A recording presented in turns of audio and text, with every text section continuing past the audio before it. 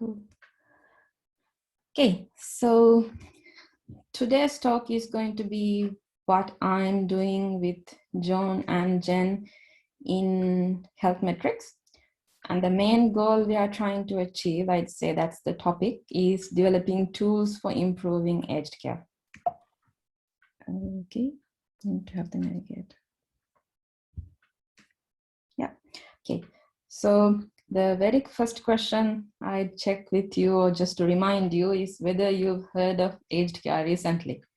Maybe in the COVID crisis with Victoria, where aged care residents were severely affected, or maybe in general, when the aged care system is criticized for being poorly designed as an industry with crisis, or even more recently, at the beginning of this month, when the Royal Commission for Aged Care Safety released their final report. So these were the instances when aged care was mentioned, and there were a lot of discussions that went on how we can improve the how things are done in aged care, what can be done, what should be done, stuff like that. So since the topic is really hot, I think it's a good time to jump in. We jumped in last year, but still it's a good time. So this is a project that we at Monash are doing with a company called Healthmetrics, who have this software that they call as eCase, which is like a software solution that they've developed for aged care facilities to manage their daily tasks, like when they record residents' health details, or for compliance stuff, because each of the aged care has to report some details back to the government via Medicare. So all these tasks are managed by the eCase software that they've developed for the aged care. And this is where we are getting data into our project. So to give you a bit of understanding about how the amount of data and stuff. So Healthmetrics is a company who has clients in Australia and New Zealand. But for our scenario, we are focusing on something called residential aged care, which I'll explain what it is in the next slide. So Healthmetrics have 43 aged care providers in the residential aged care world, where they have 200 facilities, 50,000 residents, and they have data starting from 2009. So this is the big data set that we are dealing with. So for those of you who are not that familiar with aged care, based on my understanding, the type of care they give can be broken into two. One is called as respite care, which is when a person comes, if a person who is a bit old, like say 50s, they live at home alone, but they are able to manage their daily tasks. But if they get sick at a particular instant and had to get admitted to the hospital, then for like 2-3 weeks, even though they are discharged from the hospital, they might not be able to go home and look after themselves on their own. So for those kind of instances, for a very short period, they might get admitted to aged care, and that is what is called as respite care. The other scenario, permanent care, is when, say, when you reach the age of 70 or something, and you know for a fact that you can't do all your work alone, like living alone and being caring for yourself all alone is not going to be enough. So you need someone to look after you. That is when you say, okay, I'm going to get registered with the aged care permanently so that they can look after me. Now, even for the permanent scenario, there can be two instances. One is home care, where you live in your own home and carers, nurses come and visit you maybe once a day, once a week, however you say you want them to come and visit you. And the other instance is when you go into something called residential aged care. That is, maybe you have one room in a very big building, or you have one house in a residential aged care village. So that is the scenario where you know you can't live at your home, so you go and live in the aged care people's homes. So those are the two scenarios. And for this project, currently, we are focusing on permanent care residents who are living in residential aged care. So that's the data set we are dealing with right now. And so, yeah, let me start with the very first task that we are tackling right now. So after talking to health metric C-level executives and by reading papers, looking at the industry, we found out that one question we can tackle is finding out what is the resident's length of stay. Now, let me first tell you what is length of stay. So when a resident gets admitted, that's the very first time. So they get admitted, they might stay in the aged care for a certain time. And for some reason, maybe because they need urgent medical care, they might get admitted to the hospital for say like 2 weeks. Then they come back to the aged care. They stay again in like 2-3 years. And then they might they say that I want to visit my people at home for 1 month. So they again take a short break. And they come back to the aged care, stay again sometime, and then they might have to visit the hospital again for maybe 1 month, which is longer. And after that's done, again, they'll come back. And after, say, 6 months or something like that, they will reach their end of stay. Now, the end of stay might occur due to several reasons. The most common reason would be death, sadly. The second one would be they might decide they want to go to hospital and they don't plan to come back. So that would be a reason. Or like in last year, a lot of people decided they want to go home permanently with the COVID situation. So whatever the scenario is, this is how their life at aged care would be. They get admitted, they might go out for short periods, but there would come an end of stay. So this is what we are tackling when I say length of stay. So we are trying to answer a few questions. The first is, can we predict residents' risk of an end of stay based on their admission data? Like when a resident gets admitted, there are certain amount of data that is collected. From those data, can we predict how long they are going to stay in the aged care? So for that, we want to find what are the causes that might lead to the end of stay, try and predict the risk of end of stay, and not just to do those, but also to identify possible strategies and barriers that would help to improve the quality of life while they stay in the aged care, and also try and increase their length of stay by identifying what strategies can be implemented. So finally, it would be about providing a prediction, finding out the causes and the strategies for preventing that, like increasing the length of stay. And to do this, in their massive database, they have two types of data. One are socioeconomic features like age at admission, gender, postcode, ethnicity. Where did they come from? Like, did they come from their home? Did they come from a hospital? What kind of occupation they had? All these features. And also clinical features.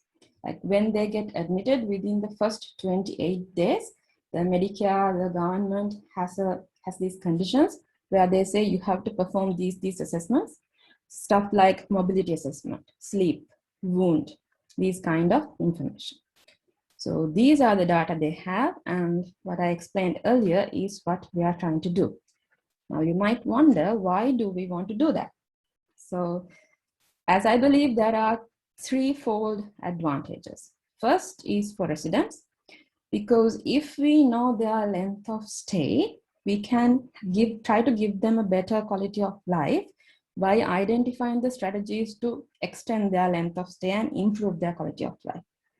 And if you know that a resident is coming towards the end of their stay, maybe you can give them more prioritized care, because the carers and nurses are really busy. And if you know this risk, they would be able to give more attention.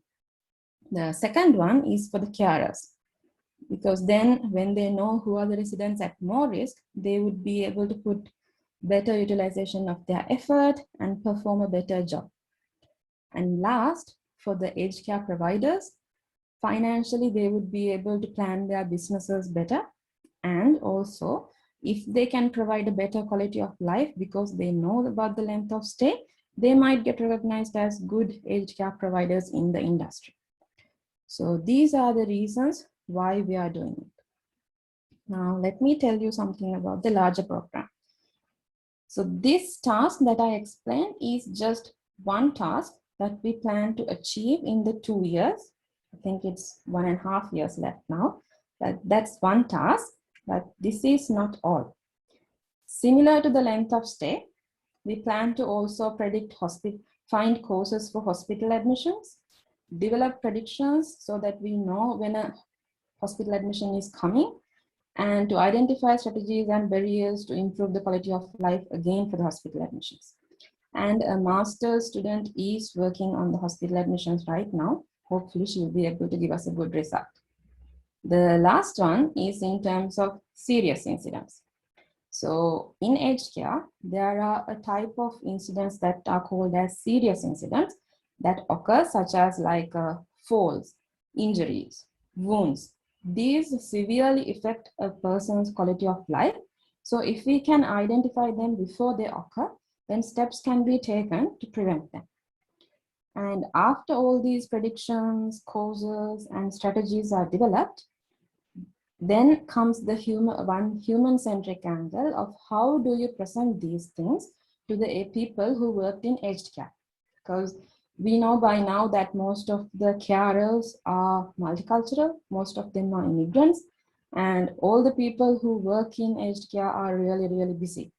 So for people like that, how do you present this info in a way that we capture their attention and we help them to identify what should be done? So once those are identified, then all this will be implemented in HealthMetrics client facilities, and we'll be getting feedback and improving what we've developed so far.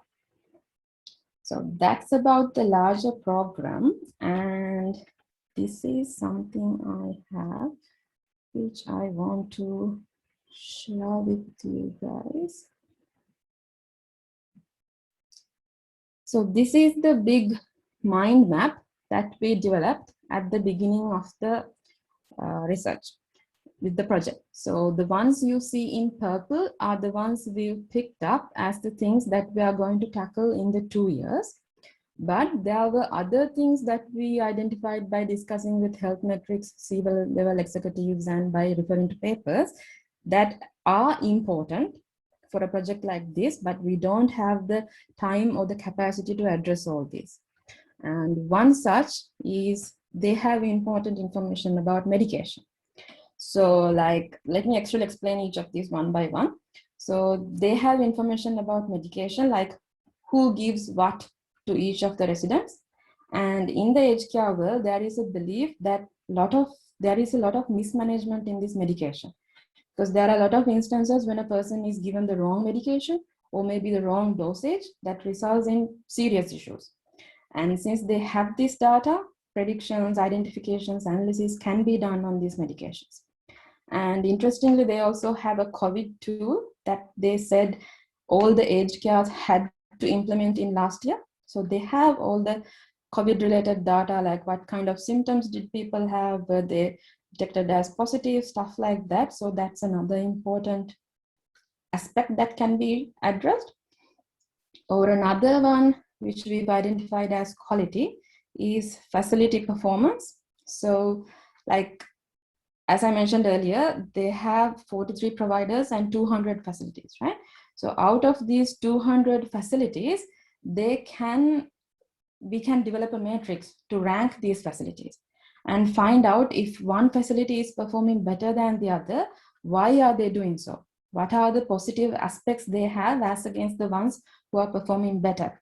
So if we can identify features like this, then we can give suggestions on them to how to improve, maybe feedback into the government, stuff like that. Another aspect is they have information about the workers, like who does what in terms of a workload. And there is an issue that most of the tasks, some tasks I'd say, do not get completed as expected. So why is this happening? Is there something wrong in the information workflow? What's the problem? That's another thing that can be found out. And lastly, they have their current existing UI, which we can evaluate to find out what are their human-centric aspects. Do they have any issues? Can we help them capture more data? Things like that. So those are the ones that can be addressed, apart from the ones that I'm tackling. Let me come back to this screen, move everything away. Yep. And so that's about the project. And I guess something to take out of the presentation would be, what would it have for you guys? So a suggestion I would have is, maybe if you are interested in the tasks that I mentioned, you can help me achieve them in a better way. Like right now, Humphrey is working with me in the machine learning angle of these tasks. With Huria, I'm working on the Bidamel tool. And maybe for the guys who are doing value research, this is something I just found out when reading a paper. The health metrics have some lifestyle data. So by analyzing those data, if you can tell me what is the most important value each resident has, can I use it in developing the predictors? Like, will it have an important contribution in predicting the length of stay, hospitals, serious incidents, stuff like that? Because one of the papers did mention that a major criticism traditional evidence-based medicine has is that it doesn't take patients' values and preferences into account. So something good that can be done. Or if you don't have an interest in the existing tasks, as I showed in the mind map, there are many other tasks that are not addressed right now. So you can just take up any of these tasks and work with Healthmetrics directly as well. Yes, so that's about the presentation. Thank you. Any questions, comments, and I'll read the chat now. Thank you very much, Anu. That's a good overview of the project and some specifics. We had a bit of a debate about whether leaving care was good or bad. I guess if you're going home for palliative care to die, I guess that might be a time that's not great. And if you've died, it's presumably not too good either. As Jen pointed out, I mean, really the quality of life is a critical thing. Is so people living in pain or unable to do things because they don't have any mobility or whatever, are not good things. But yeah, I guess there's quite a range of reasons to leave care ultimately when it all boils down to it. That was fantastic, Anu. You really, brought it together incredibly well. Really good slides too. So that was really good. Yeah, slides are really nice. Yeah. I just want to point out in the chat that this is part of the larger ARC transformation hub we have that Svaitha and I got when I was at Deakin. Healthmetrics is one of the partners on that.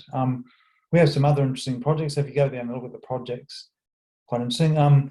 We are looking to do another one of these hubs whenever this one ends, at next year sometime, I can't remember. So if you're interested in this space in general, Con's probably going to lead another hub bid from Deakin next year.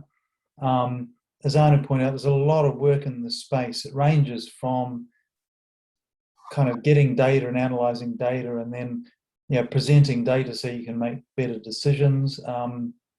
Trying to improve care, improve use of the workforce, potentially have people using, clients using parts of this, request services and so on. And there's some pretty interesting issues there. And then there's sort of policy change. So we're also interested, if we got enough data in Australia or even in Victoria, could you inform state or federal government policy around some of these things? How should we better provide services? When should you provide them? A whole bunch of pretty interesting issues there. So every time we look into this, there seems to be more potential projects. And I guess, Anu, Healthmetrics, my understanding, is pretty open to any of these projects being advanced. So if again, one of them is appealing, if you like, to someone, we can discuss how we make connections and what resources might be needed to advance. And I'm hoping to keep Healthmetrics as a partner for other projects into the future as well. Yeah.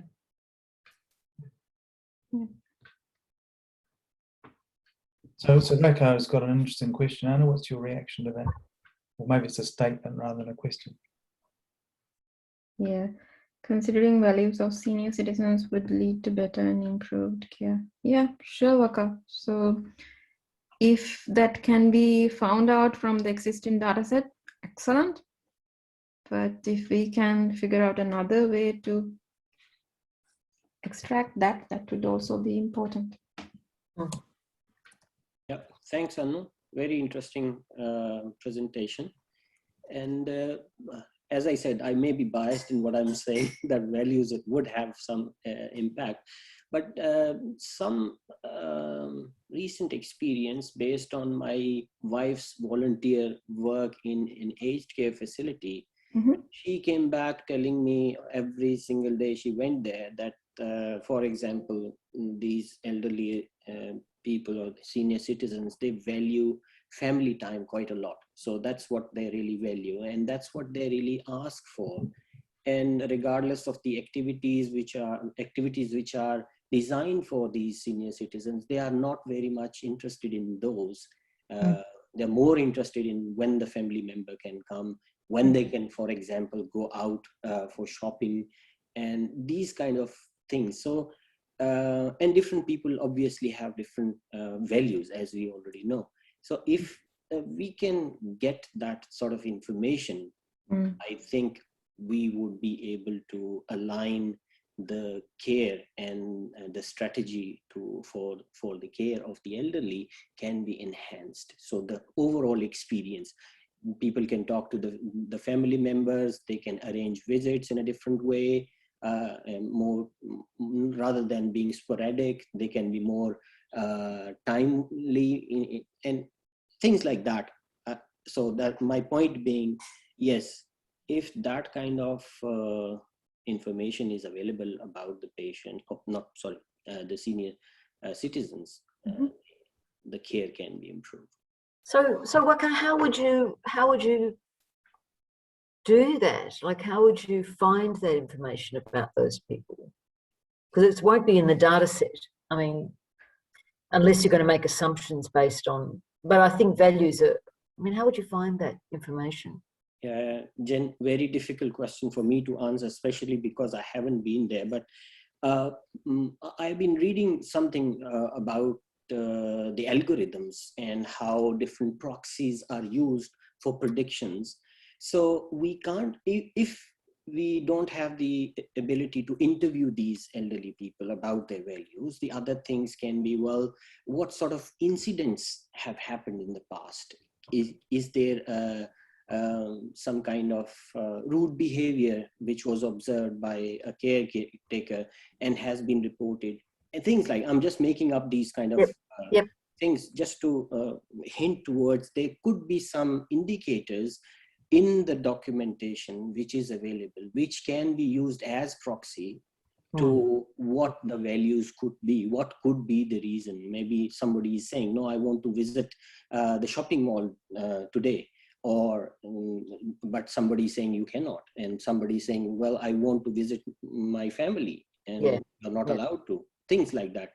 So I'm just making up these kind of scenarios. No, I think it's very important, and I think one of the problems always with data is I mean, I think you always, well, what can we find in the data, but what can't we find in the data? I think it's a really important question to ask. One thing when we talked with I've forgotten his name, Srikanth, he's a geriatrician, but he's also a professor of. He was saying, because I was talking about quality of life indicators, and one of the ways in health we often measure them is quality of life adjusted years, and he said, well, you can't get that from aged care because people aren't there for long enough. The average time is 2.5 years. So he said what they would do in that situation is to look for what are the quality of life indicators, is to actually do a lot of interviews with staff, carers, and where possible, competent people who are in aged care. So potentially you could do a lot of qualitative work with finding out values, and that could be a really interesting project to look at what are the quality indicators that are really important to look at, and how do you sort of adapt these and include them in your length of stay indicators, because there's no point in keeping people alive just for the sake of keeping people alive. Yeah. In terms of values, I'd say, Waka, they have this interesting module called, so this is from their UI, life history. So they are asked these kind of questions. So maybe based on answers for these, some sort of understanding can be gained, but you guys are the experts in values, so you know better than me. Yeah, So there could be some proxies. Yeah. This is good, Anu, actually, that we have this kind of information, at least coming in the documentation about the patient. But what we argue in software engineering in general is the artifacts which are already there. How can these artifacts be enhanced to actually capture these objectives and values and preferences? So one way of looking at these kind of documents, if we don't have the luxury of interviewing people or doing the qualitative studies, we can think about modifying and tweaking these to get that kind of preferences from the aged care, which generally don't get. And we can, and people say, well, we don't have that data. What can we do? Well, try to make some changes in the forms you are producing so that you get that kind of data to analyze later on. That's actually very interesting. And then, yes, of course, you can. I mean, that is a very good idea. Fascinating to think that you could do that, actually. But very important, obviously very important. So Anu, happy to participate if you think I can add value in quotes. You always add value, Waka. That's your job. Yes, and for the discussion that goes in the chat about how do residents feel about predicting their end of stay, that would be a good thing to find the answers for by the end. Like right now, thinking of giving it to the guardians, but not the residents. Yes, there are two aspects of this coin. Like, would it help? Do they really want to know? We think it would help for the quality of life. Yes, John? I guess depending on how you sell it. I mean, I threw the flippant one of, let's save money by getting this person out sooner or something. That's the cynical kind of view, I suppose. But again, going back to Jen's point of the quality of life, how do you engage with them to find out what they need and want? And everybody's different. And to kind of try in a resource constrained environment too, but try to maximize those kind of quality of life points that each individual needs. And again, I had an elderly relative that was in extreme pain until they passed away. And it can't be good. They're probably leaving earlier is better in some ways, you might argue, than living in excruciating pain, because you can't be given an operation for various reasons. So I think, again, there's probably, examples where the context for the person means that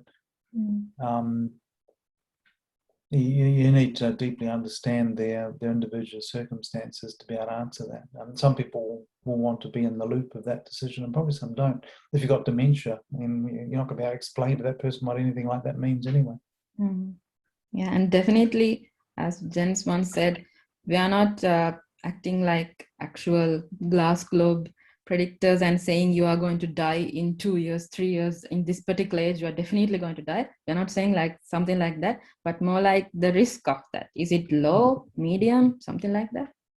And Anu, I think you were going to try and use that risk assessment to feed into their care plan, weren't you? And that was kind of the idea. If we know they're a higher risk or a lower risk, we might be able to tailor services and care to better manage that.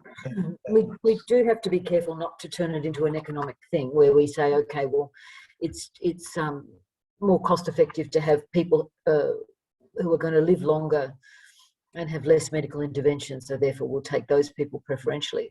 We can't do that. But I mean, we don't want to do that. We have to look at it more as sort of in an aggregated kind of way. So it's more of a public health kind of aspect as opposed to an individual, looking at the glass ball of saying, well, you're here for 2.5 years, we'll start making the bed the day before for somebody else.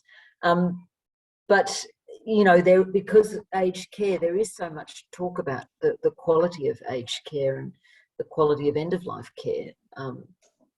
Then I think we really need to sort of look at how we can improve that. And if you can sort of say, well, somebody with diabetes is going to have more medical intervention, maybe there's ways of preventing that can help everybody, So there's lots of possibilities, but Anu's very good at sort of saying, okay, well, let's kind of bring it back to not the economic sort of stuff, but the sort of quality of life stuff, which is what we're really interested in. I mean, ethically, we wouldn't do anything else other than that, so it's important. Yeah. Somebody is looking at incidents as well, which Anu mentioned as well, serious incidents that track that stuff as well, which will be interesting. That would be interesting, because incident, I actually used incident analysis technique in my PhD to explore about requirements changes that might trigger an incident. It may be a conflict between developers and a BA or the client. So incident, the technique itself gives you the language to talk about what sort of information to capture and how to share that information among people so that they understand. But it also gives you a kind of a tool to extract value from an incident. So if some kind of incident happens, what would you actually look for in terms of information? So the theory itself would give you some relevant questions around that incident. It may not be very health related or healthcare specific, but you still get the idea how to extract the maximum out of the incident to actually be able to report and use it. So I'll definitely talk to you about this. That's very relevant, and the incidents that we're talking about aren't necessarily related to somebody's healthcare. They are more sort of conflicts or things like that happen. Yeah. They can be, of course, incidents like health-related things, but it would be broader than that anyway.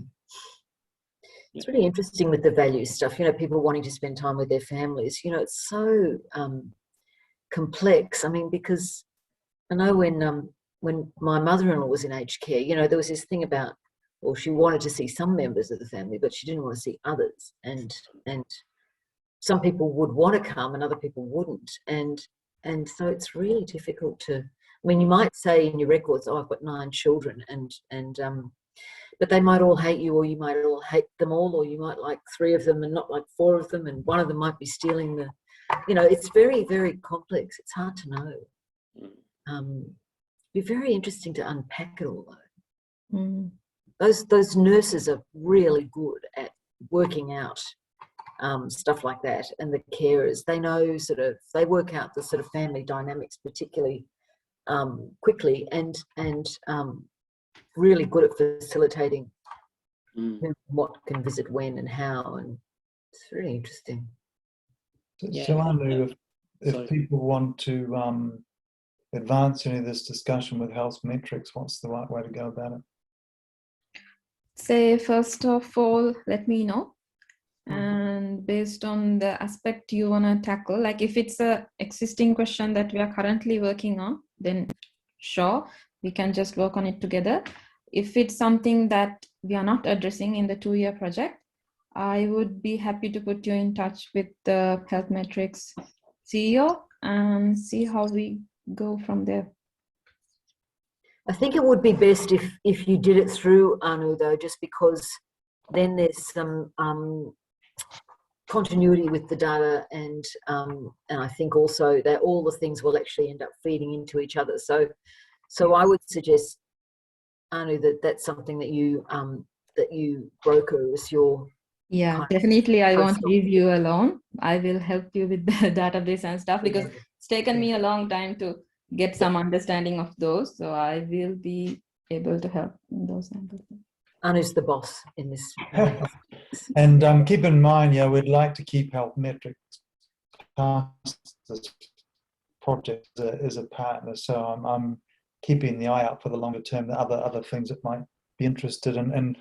And we have a large gerontology group at Peninsula Health. So related to this, we have some good contacts there, and they've got lots of interest in this space. The person who runs that group, again, is kind of not only a Monash professor, but looks after all the aging care kind of things at Peninsula Health.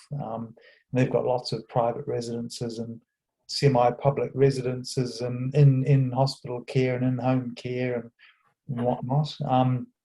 We're talking with them about the MEPAC system, which is the personal pendant alarm, and the next generation of that. So I'm not sure they own the company that runs it, or there's some deal with them. I can never figure these things out.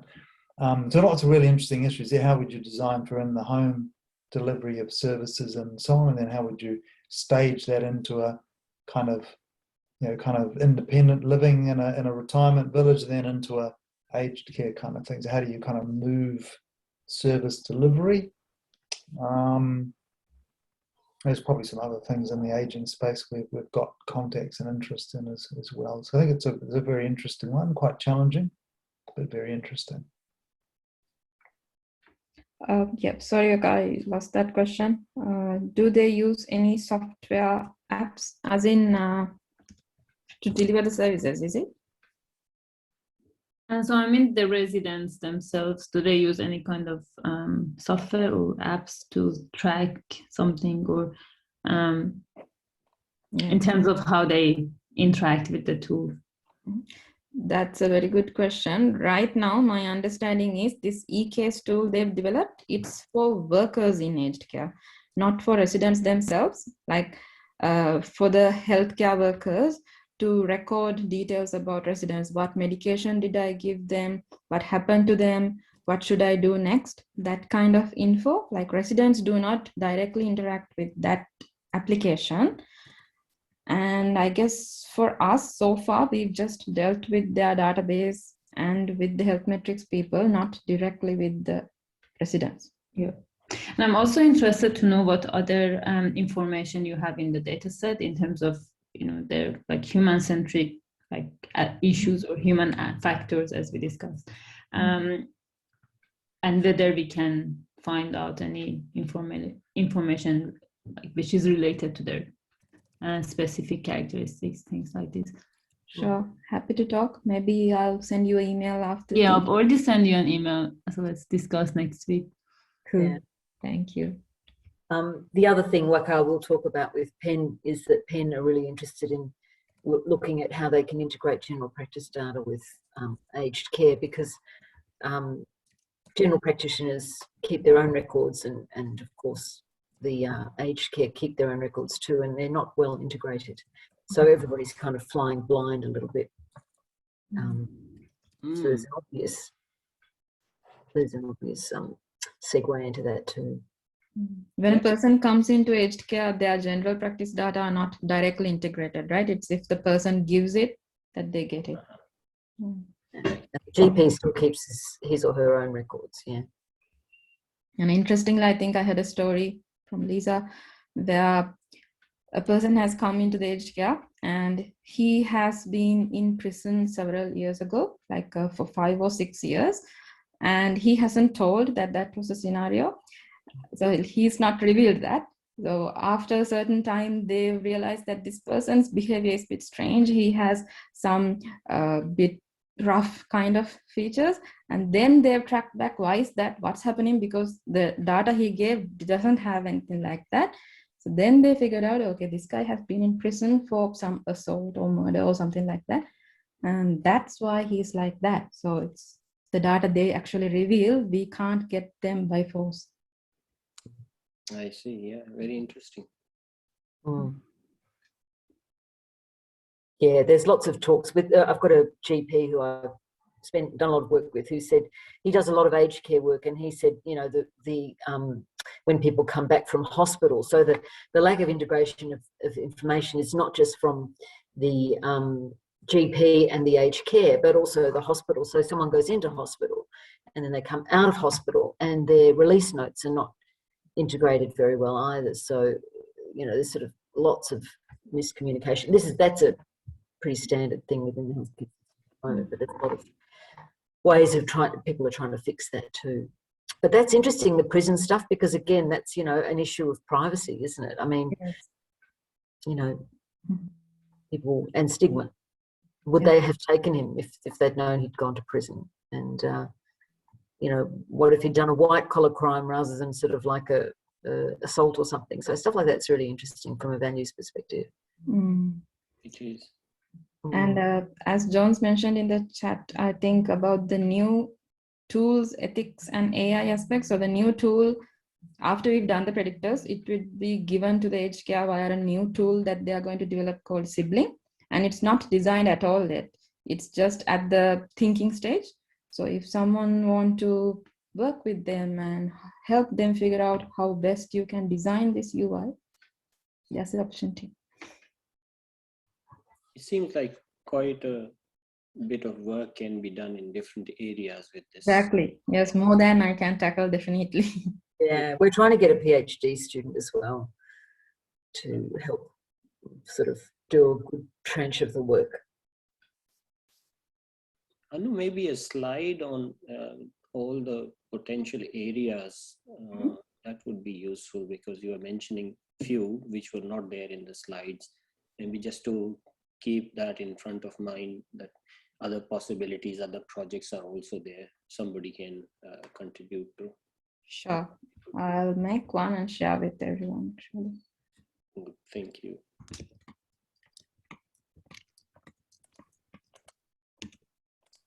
Okay. I've also copied the chat. If I missed something, I'll check that and we'll send the email to you guys. Or we'll send you a ticket.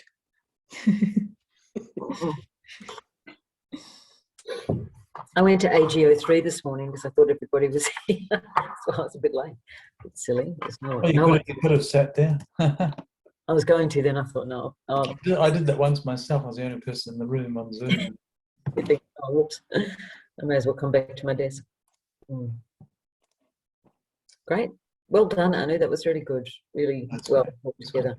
And, you know, I know how much work has gone into it because, you know, I know all the time and how tricky it is. It's been really interesting. Jen's been really helpful in talking to especially the medical people, because I, as an IT person, sometimes infuriate them when I ask questions, and Jen knows how to ask the real important health questions from them. Because, for example, I thought at the beginning assessment and diagnosis is the same. It didn't make a difference to me, but things like that. Thanks, Jen, and John too. But it is that thing about a lot of assumed knowledge on both, and there's different people to deal with about different stuff too. Well, Jen is a gem when it comes to talking to people. So she knows how to talk to people. She's really good, and especially when talking to people with medical background. So she knows how to deal with them. Yeah, exactly. And John too, like at the beginning, the Healthmetrics people actually wanted me to develop a pipeline to get their data into the new tool and not to analyze the data set, but John helped to put it back in track. Yeah, we called in big guns that day. I still think there's some really, really interesting human aspects, human values here. We haven't fully got them yet. Again, I kind of feel there's the next generation health metrics kind of, you know, worker interface and manager interface and client interface and care interface, whatever. But that's probably really, really, really interesting. But I'm hoping we'll get there. And because I think that would be really interesting to be involved in helping the development of. I think that's a really interesting angle. And then what we can do with the data, of course, there's a whole variety of different kind of things there, and ultimately giving managers or work, the sort of carers, decision support. But I did mention WACA, there's an ethics and AI issue here. So I think got to be really, really careful. Be very easy to, as Jen said, fall into the trap of being too dollar focused or throughput focused. So what's the minimum amount of time of care I can give this person so I can get on to the next one. So I think it's a realm that's very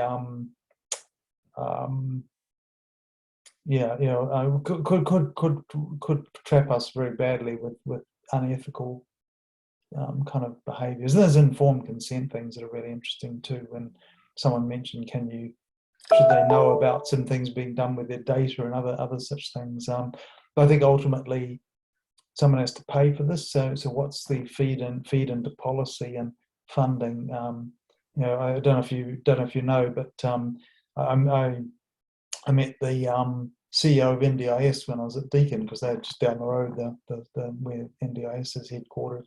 And he was saying, well, got this great thing where if someone's incontinent, if you help them to become not incontinent, you lose funding. So you get more money from continent people than continent. Now, talk about a quality of life. Obviously, you'd like to do things you can be continent, but you lose money, and it's and it's actually a substantial amount too. So this is the crazy system we've got. And he was making the point that the system should reward improving quality of life, but it doesn't. So the funding system is actually against you, and of course, all these organisations have to pay people and pay for buildings, and some of them make a profit or at least break even. And it becomes really, really hard. It's one of those really interesting big picture values things and trade-off things as well. So I think the system's broken. Well, we've seen that anyway, but how do you then use evidence-informed policy changes? How can you use all this kind of data that HealthMetrics and its partners have captured maybe to feed into setting better policies around things? What if we funded things differently? What if we up to the weighting on some of the items and so on versus other ones? Would we perhaps come up with a better outcome for the people in care? Yeah, because the risk is that, and this has happened before, is that people have been gaming the system so that the things that you get benefits from, financial benefits from, you sort of stack in your sort of reporting and your analysis. But I think one thing that's very motivating is that the Royal Commission is really shining a light on aged care, and so it's becoming a real issue, and there is a real motivation there to actually improve. But there are some unethical providers for sure, like some people who are really just in it for money, and so yes, that's all right. We'll keep them honest. Yeah.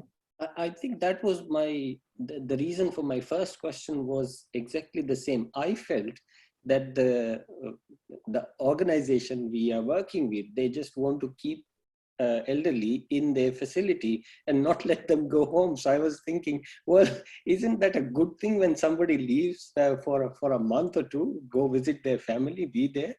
And would it be ethical to incentivize them more, to keep them in the facility? So that's where my thinking actually started going the other way. Hence my question, but then I realized, no, it's something different we are talking about, going to the hospital and end of life kind of situation we are talking about. There was a very scary film, I know it's fiction, but called I Care a Lot on Netflix or one of those things. That's it. I Care a Lot. It's worth watching. Yeah. And actually, there are stories of people putting their family in aged care. Anyway, for all sorts of reasons. And yeah, I Care a Lot is interesting. It's an American thing, but it's quite interesting to watch. If people are talking about movies, the one I like is related to this is Whose Life Is It Anyway? So I really like that movie. Somebody, an architect, very good with hands and drawing and painting and stuff. So he has this incident where he breaks his back and can't move. So then he fights for his decision to end his life. So that's where the title comes from. Whose life is it anyway. Really interesting movie. Yeah, well, it's just going to become more and more of an issue because as we age and the population proportion changes, that there's a lot more older people than younger people, and the system can no longer sort of deal with the burden of aged people who are not paying. Anyway, the whole thing is very imbalanced, and it's sort of heading toward not being sustainable anyway. So it has to be changed. Yeah, the whole thing about voluntary assisted dying brings in a whole different thing as well, but it's a different story. Whose life is it anyway? We should have movie nights. Yeah, or movie day, please. Be accessible. I've got a dash, folks. Thanks very much. Thanks, that was really good. Thanks everyone for your discussion. Excellent. Thank you very much. Thank Thank you, Anu. Thanks, Anu. Great presentation. Thank you. Bye. Bye. Very Thanks, bye. well done. Thanks all. See ya.